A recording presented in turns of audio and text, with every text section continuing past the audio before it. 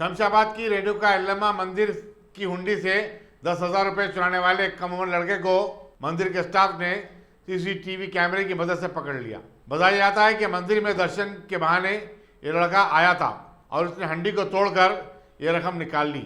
मंदिर में नस्ब सीसीटीवी कैमरों में उसको ये हरकत करते हुए देख लिया गया। लड़के को मजीद कार्रवाई के लिए पुलिस शमशाबाद के हवाले कर दिया गया है।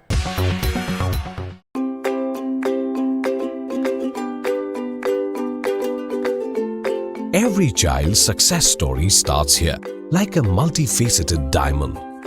Every student who steps into Success School shines with brilliance, sculptured by teachers polished to perfection. If opportunity does not knock, I will build a door. To us, success comes in cans, not in can'ts.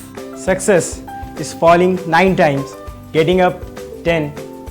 Some people dream of success, others put their heart and soul into working for it.